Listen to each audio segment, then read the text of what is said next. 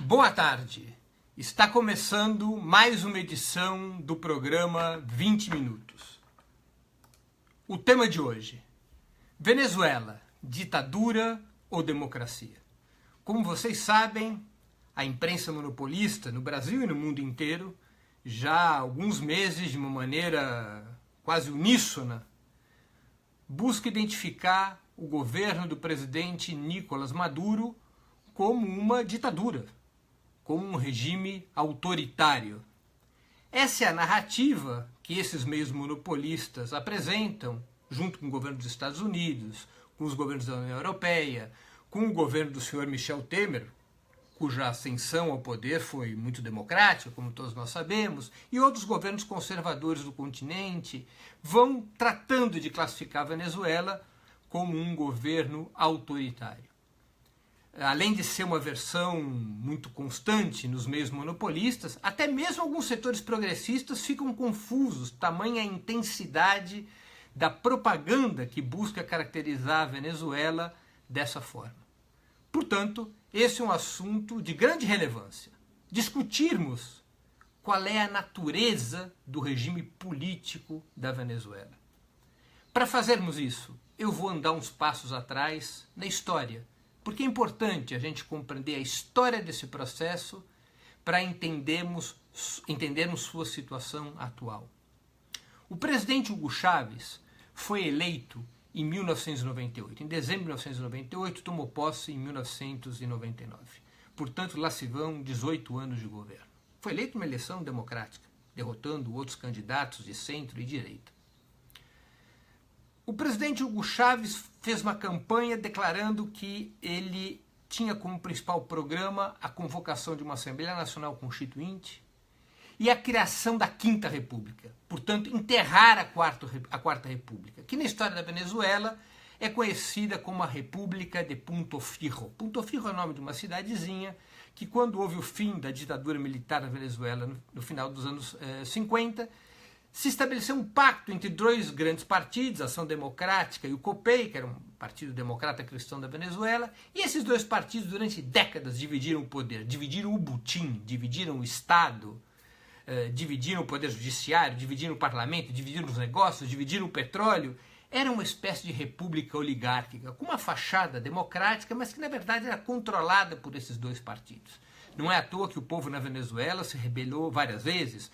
Houve praticamente uma guerra civil nos anos 60 e 70, houve a rebelião conhecida como Caracaço em 89, havia uma enorme insatisfação popular, o próprio presidente Chávez organiza um levante militar em 1992 contra a República de Punto Fijo, é derrotado e quando sai da cadeia ele capitaneia um enorme movimento político e popular para enterrar aquela república oligárquica e criar uma nova república.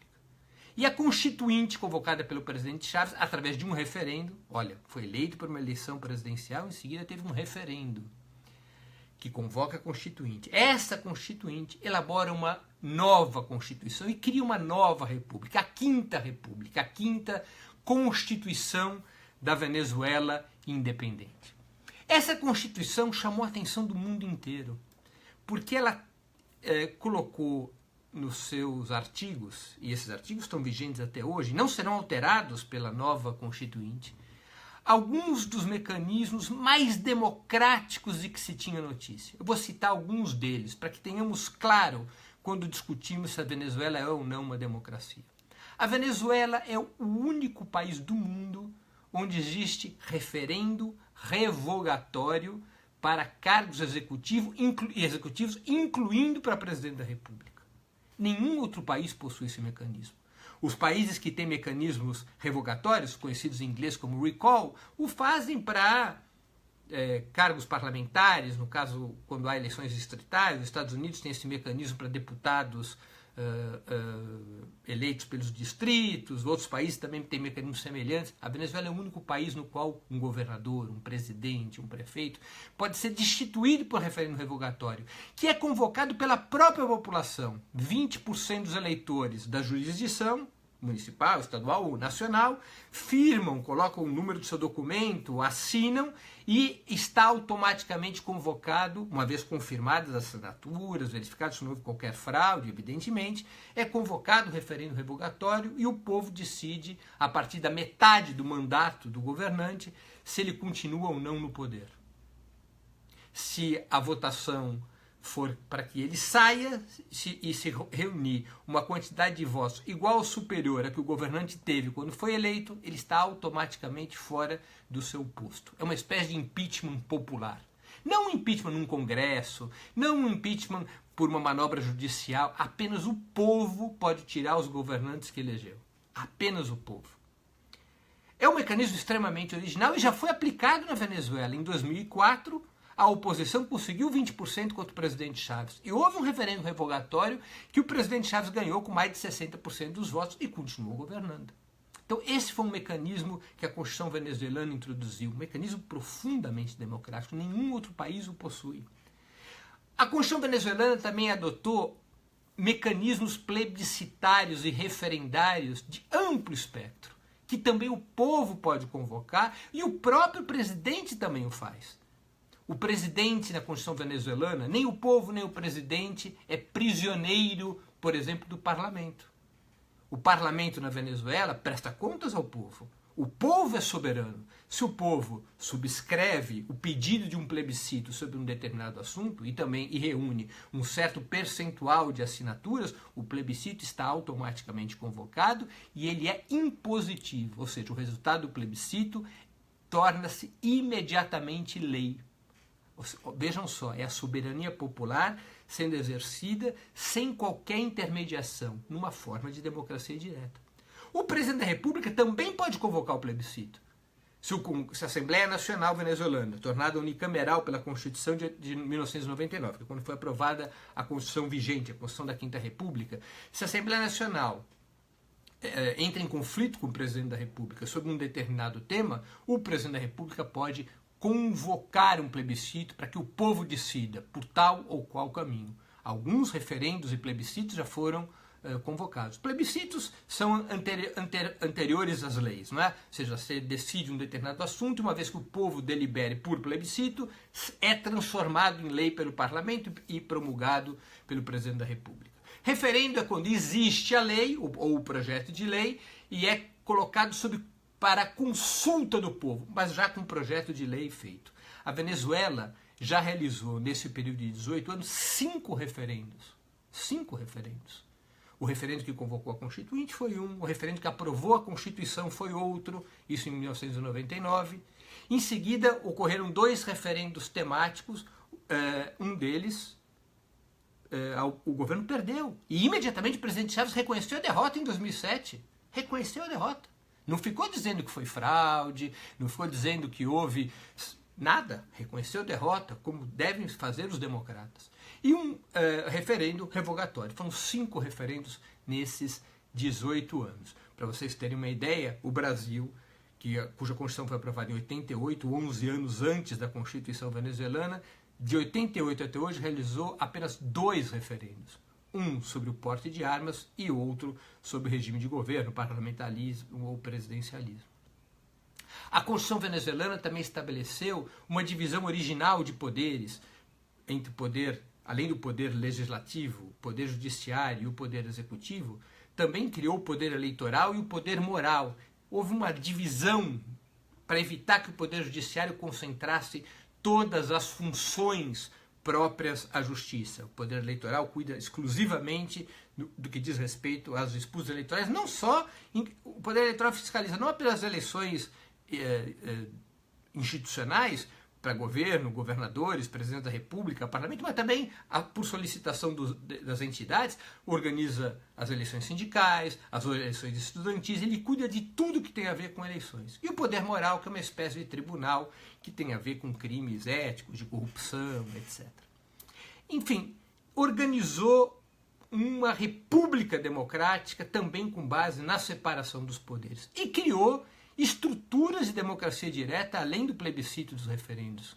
Criou a possibilidade das comunas serem uma estrutura de poder. O povo lá embaixo, nos bairros, se organizarem como estrutura de poder, e essas comunas, elas podem fazer assembleias, elas elegem comitês que as dirigem, essas comunas podem ter empreendimentos econômicos, empreendimentos sociais, políticas culturais, e dirigem a vida num bairro, num pequeno município, numa paróquia, como eles dizem, que é uma cidadezinha menor.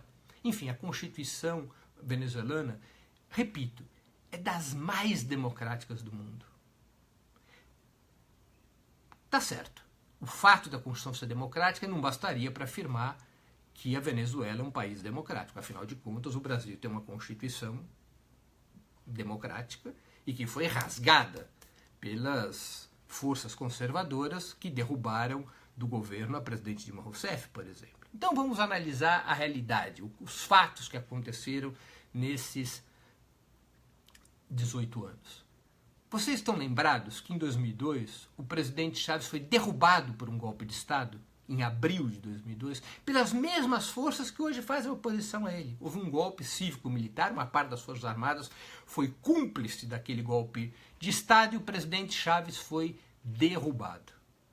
Houve uma enorme reação popular, uma mobilização de massas na rua, uma parte do exército, a parte legalista do exército, saiu também em combate, e essa união entre os militares democráticos e as massas do povo que cercaram Miraflores a centenas de milhares, impuseram o retorno do presidente Chávez 2 dias depois que ele tinha sido apeado do poder.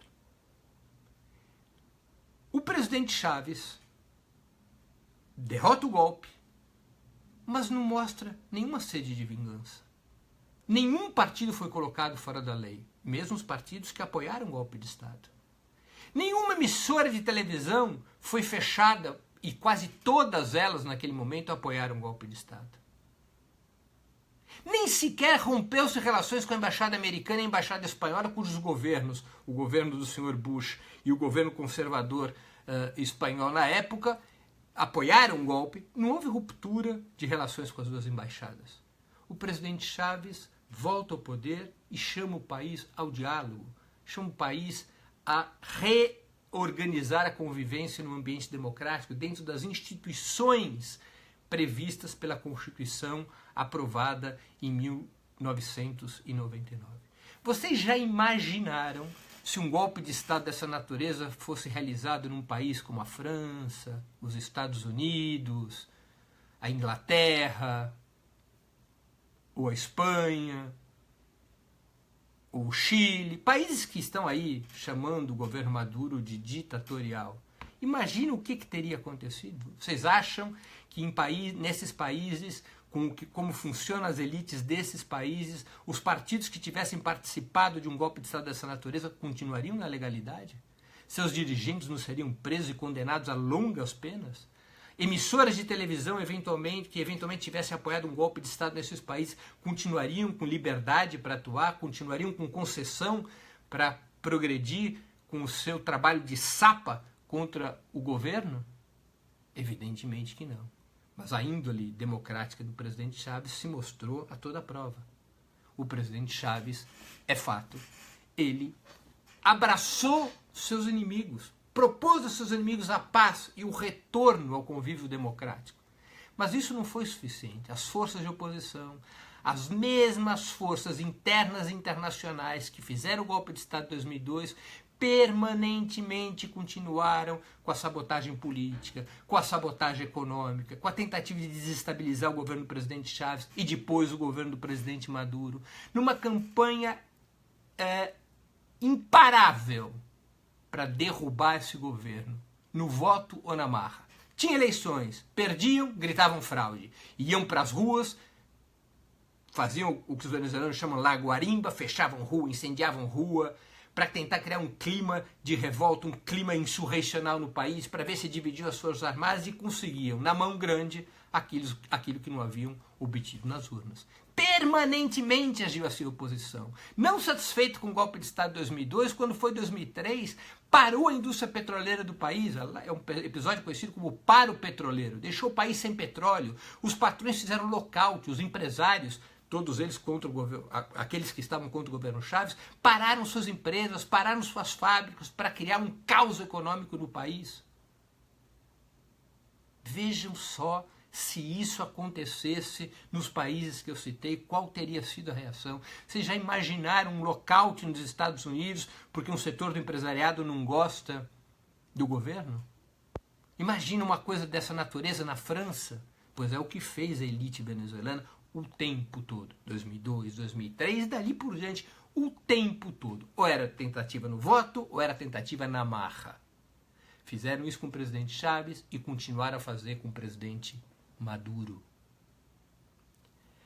Mesmo assim, mesmo submetido a tamanha pressão, mesmo submetido a tamanho cerco, mesmo tendo que enfrentar uma oposição disposta permanentemente a violar a Constituição, permanentemente buscando algum general, algum coronel que se dispusesse a fazer um acordo como em 2002 e tentar derrubar o governo, mesmo assim, a Quinta República, a República Bolivariana da Venezuela, seguiu com seu compromisso democrático.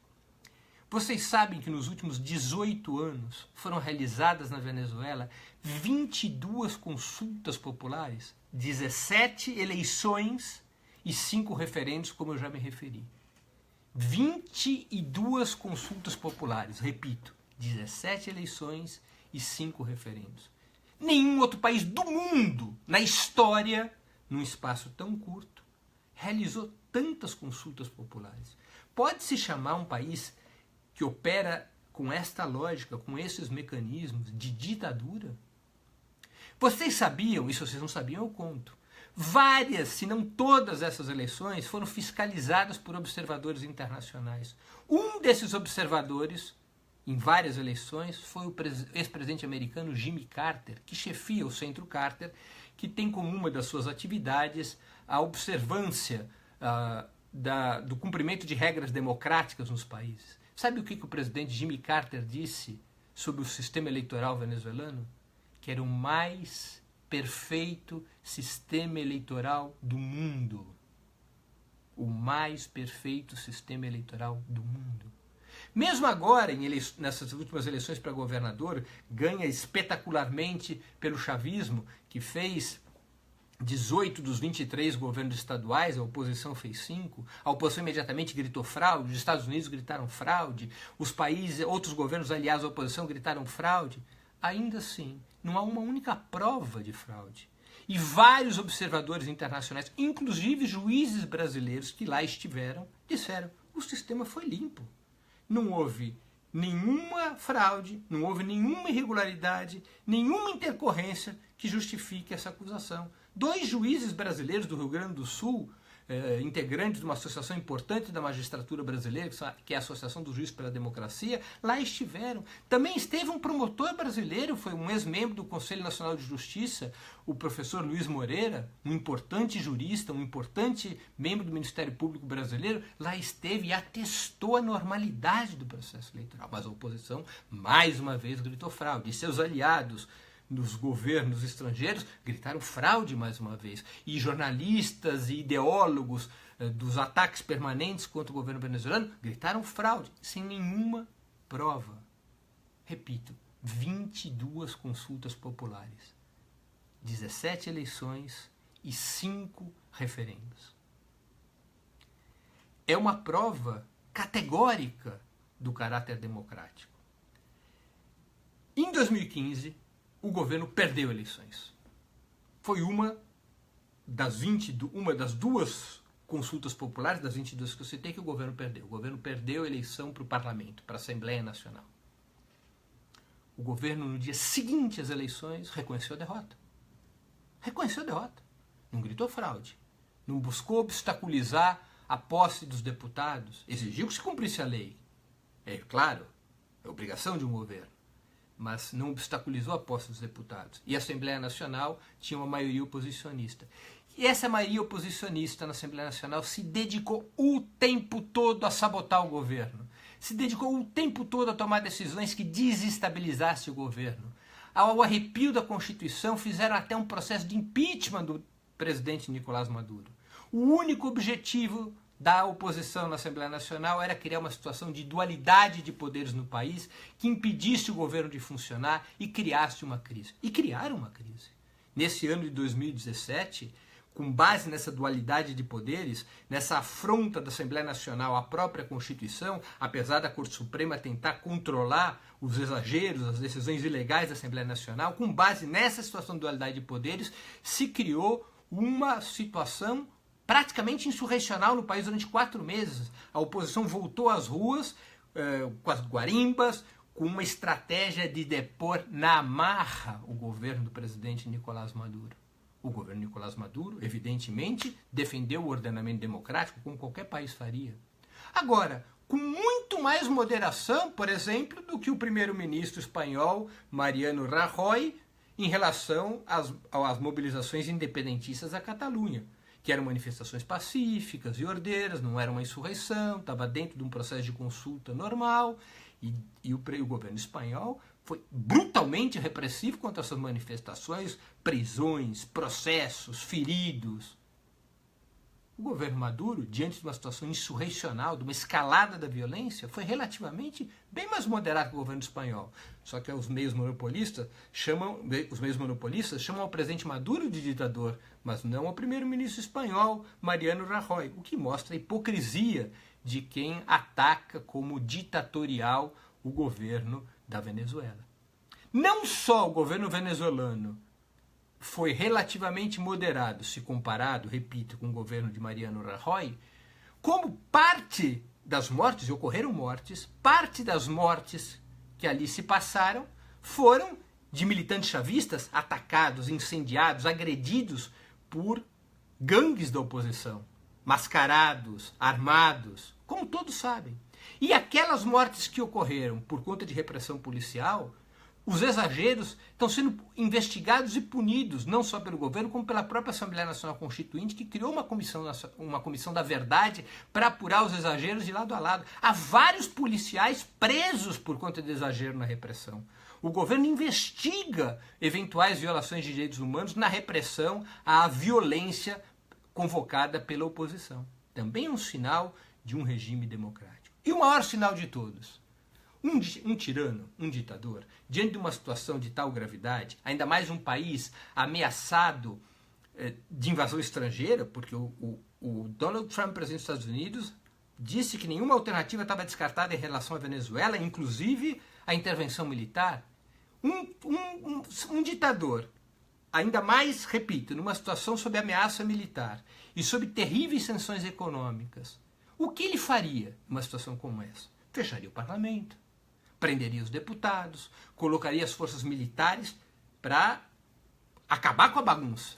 Agiria como um ditador. O que fez o presidente Maduro? Fechou o parlamento? Não. Prendeu os deputados? Não. Caçou os deputados? Não. Convocou uma nova Assembleia Constituinte. Chamou o povo para decidir. Para o povo eleger o órgão do poder originário. Está previsto na Constituição. A Constituição venezuelana dá o direito do presidente da República a convocar uma Constituinte, assim como dá o direito a esse mesmo mecanismo para a Assembleia Nacional e para o próprio povo. O presidente Maduro convocou uma nova Assembleia Nacional Constituinte, um poder originário acima de todos os poderes, inclusive acima do seu próprio poder. Ele foi juramentar na Constituinte uma vez empossado. A Constituinte, como um poder originário, tem a tarefa de dirimir a crise, de restabelecer a harmonia entre os poderes e de reformar o Estado para que o país possa encontrar uma saída pacífica e democrática.